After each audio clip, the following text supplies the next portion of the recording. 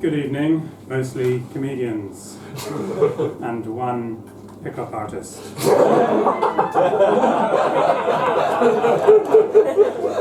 Well, I say artist. More like maybe pickup painter and decorator.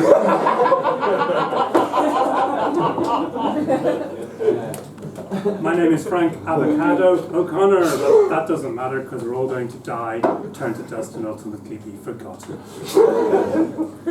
So, where's everybody from? Where are you from? I'm from Kerry. Kerry, lovely place, full of tractors. You guys, where are you from? Donegal. Lovely place, full of tractors.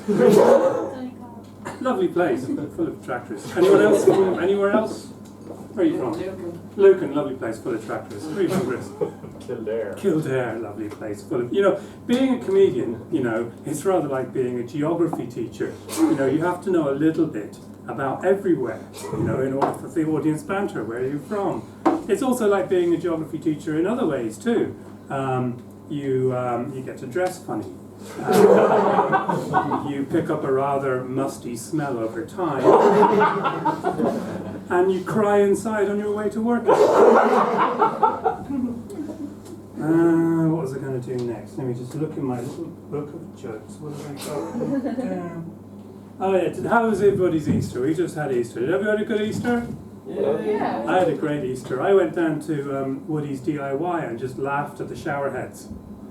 They're there in their 50s, all standing around looking at showers.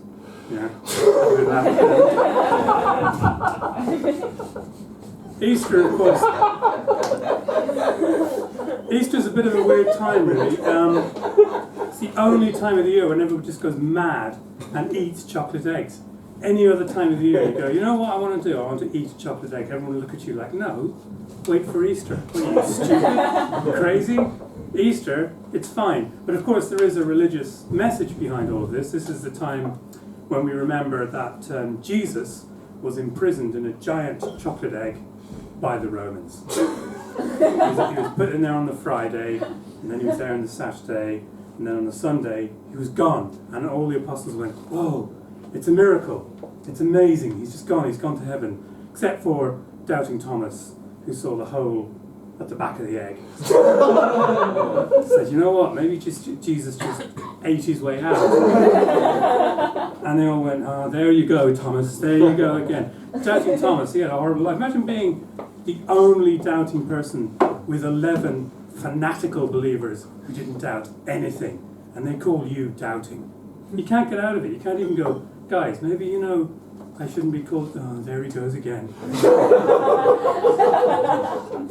Another weird thing about Easter, the Easter bunny. Now that's a bit mad as well.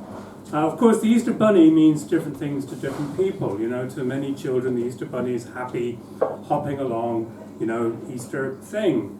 To Nick Cave, lead singer of the Nick Cave and the Bad Seeds, the Easter bunny is the bringer of evil and the destroyer of dreams.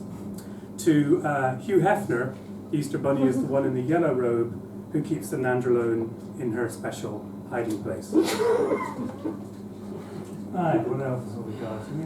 Okay, I'll give this one a go. Of course, on Easter, it's always good to see a good film. I went to see it. I saw a great film on Netflix. One of those Netflix films you don't really get to see anywhere else. This starred Signori Weaver, and it was set in North Dublin. And it was called Clongriffins in the Mist. So Signori goes up there on the dart and she coaxes the Clongriffins.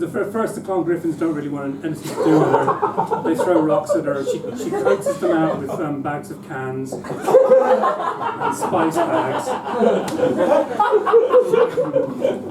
She learns rudimentary communication, and they get on great. That was really good. That was the first one. Then the second one, in Clongriffins in the Mist 2, she comes back with a large army of spacecraft and fights with the Clongriffins over water.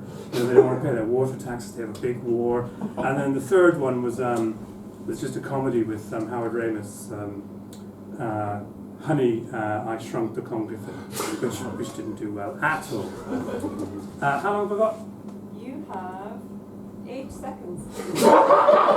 Excellent. Just time for an experimental time travel joke. I got this joke first of all from Richard Dawkins, who said that if you take a joke on stage and wrap it around a microphone, like I've just done, that's very dangerous, because you could end up trapped in an infinite. Richard Dawkins, who said that if you that's very dangerous, because you could end up trapped. That's 8 seconds. Thank you.